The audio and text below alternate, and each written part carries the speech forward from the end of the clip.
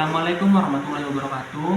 Perkenalkan, nama saya Ismail Tamimi Nasution dengan NIM 24030692. Saya dari Prodi Peternakan Fakultas Pertanian Universitas Sumatera Utara.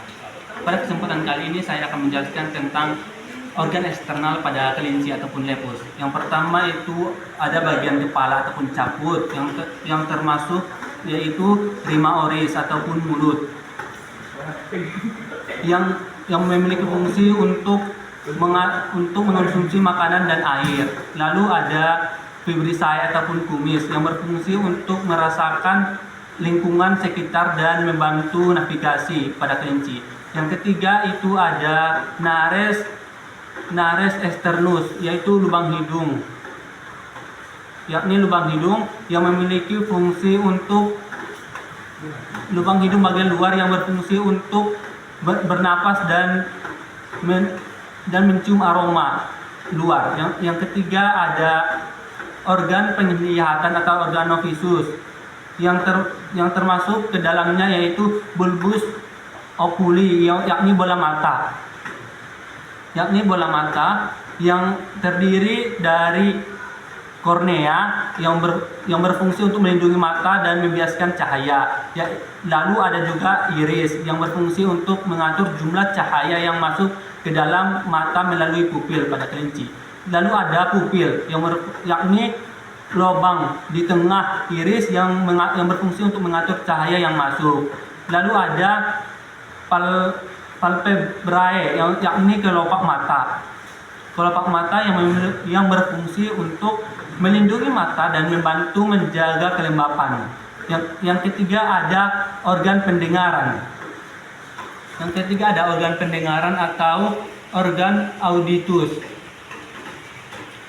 yang termasuk yaitu auriculae atau daun telinga yang berfungsi untuk menangkap gelombang suara dan membantu dalam pendengaran pada kelinci. Lalu ada porus acousticus externus yang berfungsi yakni lubang telinga bagian luar yang mengarahkan suara ke dalam telinga.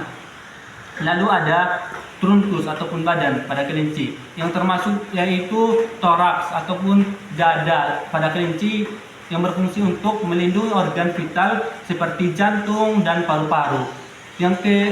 Selanjutnya itu abdomen ataupun perut untuk menampung organ pencernaan seperti lambung dan usus.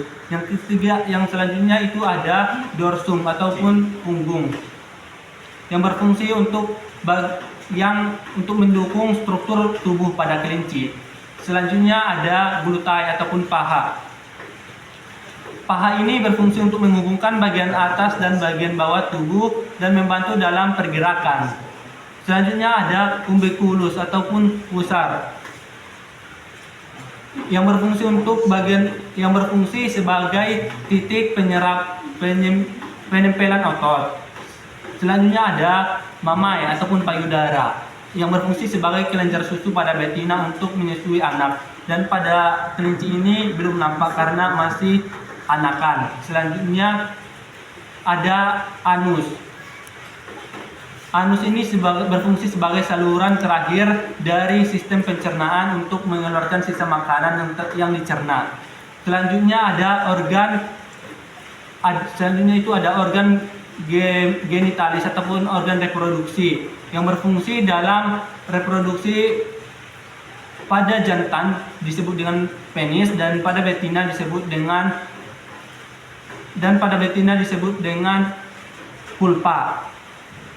Bagian ini. Selanjutnya ada ekstremitas. Assalamualaikum warahmatullahi wabarakatuh. Perkenalkan, nama saya Ismail Tamimi Nasution dengan NIM 24030692. Pada kesempatan kali ini saya akan menjelaskan tentang bagian-bagian pada ayam broiler atau Gallus domesticus. Ayam broiler memiliki klasifikasi ilmiah yakni Kingdom Animalia, Filum Chordata, kelas Aves, Ordo Galliformis, famili Pacinidae, genus Gallus. Spesies Gallus. Spesiesnya itu Gallus domesticus, subspesies Neomites.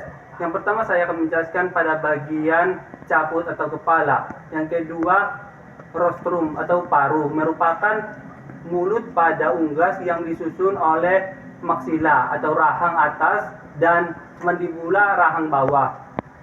Yang ketiga ada capum oris, rongga mulut. Lalu ada nares anterioris atau lubang hidung, berjumlah sepasang. Yang selanjutnya ada cera atau jengger, merupakan tonjolan kulit lunak pada pangkal rostrum. Selanjutnya ada organovisus atau indera penglihatan yang dikelilingi oleh kulit yang berbulu berjumlah sepasang dan memiliki dua kelopak mata yang dapat digerakkan. Lalu ada cervix atau leher berbentuk panjang dan fleksibel yang menghubungkan caput dengan traktus. Selanjutnya traktus atau badan. Pada traktus terdapat bulu yang tebal. Berikut ini anatomi dari bulu. Yang pertama itu ada plumae atau bulu penutup tubuh bagian luar yang juga membentuk tubuh dari unggas. Yang termasuk tipe plumae itu adalah bagian-bagian plumae itu antara lain yakni calamus atau tangkai bulu yang melekat pada folikel kulit. Yang lalu ada radis, lanjutan dari calamus dan merupakan penyokong vexillum. Selanjutnya ada vexillum, itu adalah bendera bulu yang terdapat di kanan kiri rachis. Selanjutnya ada plumulae, terdapat pada burung yang masih muda dan burung yang sedang mengeram, yang berguna untuk mengurangi hilangnya panas pada tubuh, memiliki calamus yang pendek, rachis mereduksi dan